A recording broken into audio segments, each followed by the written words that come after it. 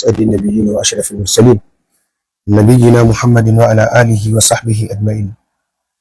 وبعد wanda suke tare da mu a wannan wato page namu na Facebook na muku sallama ta addinin musulunci. Assalamu alaikum wa rahmatullahi wa barakatuh.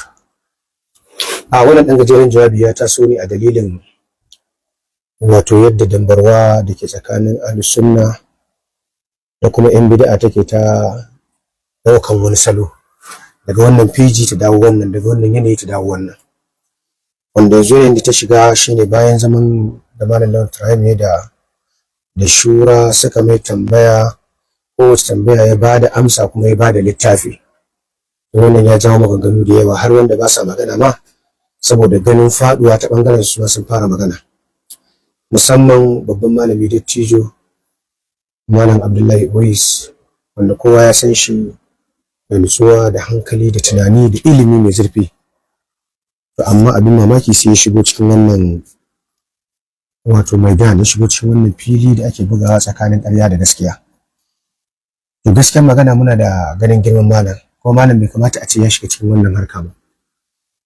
Amma kuma idan mutum ya shigo to kuma sai ya zanto cewa an samar da kuskure a cikin waɗansu maganganu, to kaga dole ne za mu yi bayani. Ba wai muna yin raddi bane ga malam dan ba mu isa ba, amma dai muna yin raddi ne ga maganar da malam ya faɗa wacce muke ganin cewa za ta iya kawo addini cikas. Maganganun da zan yi raddi gaba ɗaya su maganganu ne guda uku, sai kuma wani abu kwaya ɗaya da ƙarshe. Magana ta farko, malam ya zo yana magana akan cewa wai ahlus sunna kullum su abin da suke faɗa shine in an ambaci annabi an sa Allah to za a yi shirka. Mu burin mu kullum shine a cire annabi, wanda wannan magana da har malam ya kafa hujja da aya a cikin suratul tauba, ayar da take magana akan cewa walau annahum radu ma atahum Allah wa rasuluhu wa qalu hasbunallahu sayu'tina Allahu min fadlihi wa rasuluhu inna ila Allahi raghibun. Malam yace ya kafa hujja da cewa farkon ayar ce walau annahum radu ma atahum Allah wa rasuluhu, ashe Allah yana bayarwa, manzo yana bayarwa. Sannan daga nan kuma sai wa qalu hasbunallah, sannan da ya karo magana wajen bayar da falala sayu'tina Allahu min fadlihi wa rasuluhu inna ila Allahi raghibun. Wannan ayar da ita malam ya hujja dan ya nuna cewa ahlus sunna komai su suke sai an cire manzon Allah sallallahu alaihi wa ala alihi wa sallam. To ita wannan ayar magabata da dama sun fahimce ta kafin zuwan malam, kuma sun yi bayanin me wannan ayar take nufi, kuma wannan abin da malamai suka fassara wannan ayar to ita ce kowane ahlus sunnati wal jama'a yake fahimta. In mun kalli asalin ayar, ta fara da gurin wa minhum man yalmizuka fi sadaqat fa in utu minha radu wa in lam yu'tu minha idahum yaskhatun. Daga cikin munafikai wanda suke sukanka game da rabon sadaka da kake yi, in an ba su to sai su yarda su ce kai abin da ya dace, in ba ba su ba kuma sai su bata rai su fushi su ce manzo Allah yayi zalunci, iyadan billah. To shine sai Allah ya ce musu raddi, ya ce walau annahum radu ma atahumullahu wa rasuluhu, da a ce sun yarda sun nuna gamsuwa da iya abin da Allah ya basu, da iya abin da manzon Allah sallallahu alaihi wasallam ya basu, wa qalu hasbunallah, suka ce kuma Allah ya isan mana, zai mana maganin komai, sayu'tina Allahu min fadlihi wa rasuluhu, kuma suka ce da sannu Allah zai bamu daga falalarsa, da sannu manzon Allah sallallahu alaihi wasallam zai bamu daga falalarsa.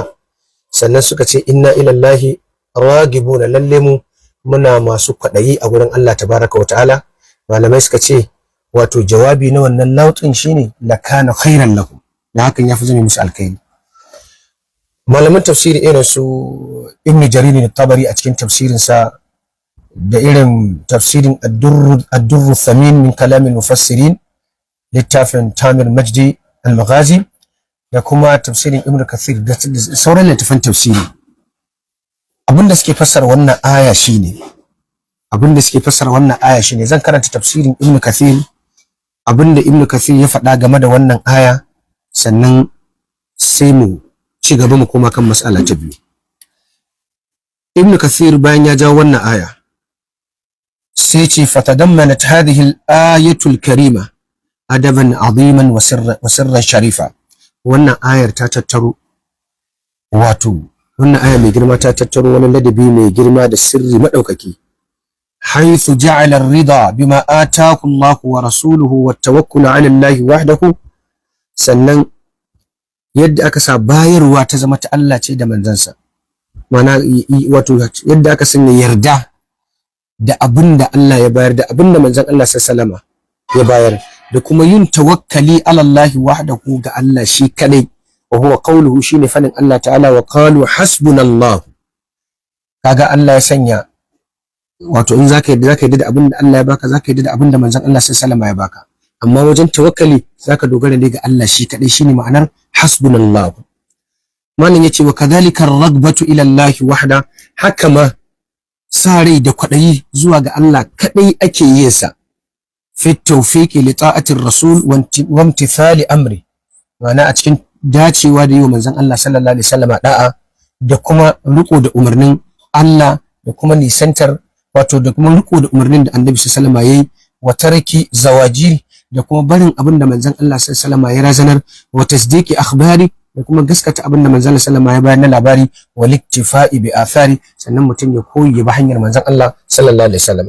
Kaga a wannan ayar inda akramaka Allah zai kula gurin da ake ba wato Allah da manzon suke bayarwa, kamar ka kalli tafsirin Ibn Jarir al-Tabari, sai ya ce da Allah ya ce walau annahum radu ma atahumullahu wa rasuluhu, da sun yadda da abin da Allah, sun gamsu da abin da Allah ya basu na falalarsa ko manzon Allah ya basu na daga sadaka, sannan suka ce hasbunallahu wa suka ce hasbunallah, saboda kalmar hasbunallah dogaro ne ga Allah da nuna Allah shi kadai ne ya isa, wannan haƙƙin Allah ne shi kadai, ba wanda yake da haƙƙi a wannan, Allah ne kadai yake da wannan. Shi sa wani gurin ya maimaita wannan kalmu, ya ayyuhan nabiyyu hasbukallahu wa man ittaba'aka minal mu'minin. Kaga nan gurin Allah ya isar wa manzo Allah sallallahu ya isar wa wanda suka bi shi daga cikin mu'mini. Wannan can da suka je yaƙi aka ce innan nasa qad jama'u lakum fakshawhum fazadahum imanan wa qalu hasbunallahu wa ni'mal wakeel. Haka annabi sallallahu Allah ya ce laqad ja'akum rasulun min anfusikum azizun alayhi ma anittum harisun alaykum bil mu'minina ra'ufur rahim. Sai ce fa in tawallaw faqul hasbiyallahu la ilaha illa hu alayhi tawakkaltu wa huwa rabbul arshil azim. Wannan haƙƙi ne kawai na Allah.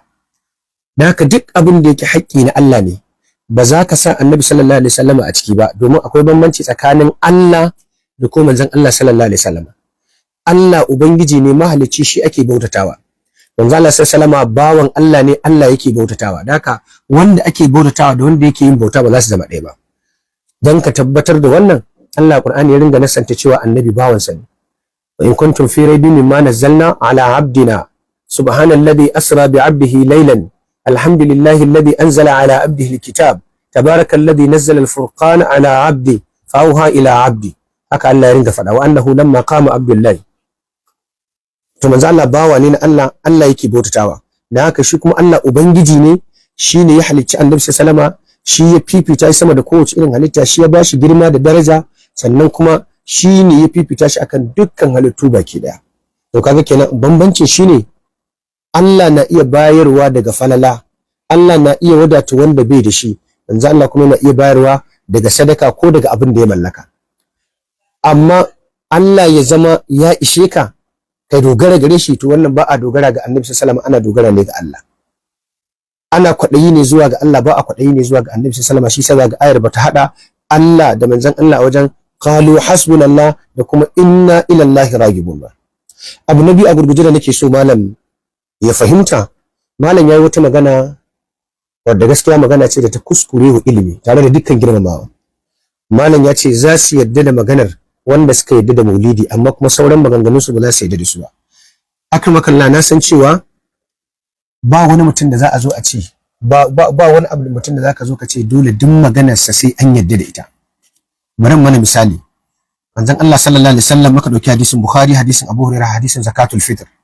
Da ya karshe abin da ya faru da Abu Hurairah ya je ga Annabi sallallahu alaihi wasallam, manzon Allah sai ya ce sadaqaka wa huwa kadhub. Wannan me yake nufi? Shine a nan gurin gaskiya ka fada sai ka karba, amma sauran al'amuransa mugun makareci ne sai ka kyale masa kayansa. Kuma wani abu da zamu duba, akwai maganar Imam Malik sananniya da yake cewa kullu wahidin yu'khadhu min kalamihi wa yutrak illa sahiba hadha al-qabr. Duk wani mutum ana iya karɓar magana a maganganunsa, akwai ta karɓa ai amfani da ita, akwai ta wurgawa. Banda ma'abuci wannan kabari shine manzon Allah sallallahu alaihi wa ala alihi wasallam. Kuma ga abu mai sauki, idan ka dauko littafin Raf'ul Malam na Ibrahim Inyas, a ciki yana kafa hujja wurare da dama da maganin Ibn al-Qayyim. A wasu littafansa yana buga hujja da littafan Ibn Taymiyyah. To dan Allah yanzu Ibrahim Inyas aqidarsa daya da Ibn Taymiyyah, aqidarsa daya da Ibn al-Qayyim, amma inda yake gani a wajensa Ibn al-Qayyim yayi daidai sai ya kafa hujja da shi, inda yake gani Ibn Taymiyyah yayi daidai a wajensa sai ya kafa hujja da shi. Dan haka zaka iya daukan maganar kowane malami ko sufi ne idan ya faɗi daidai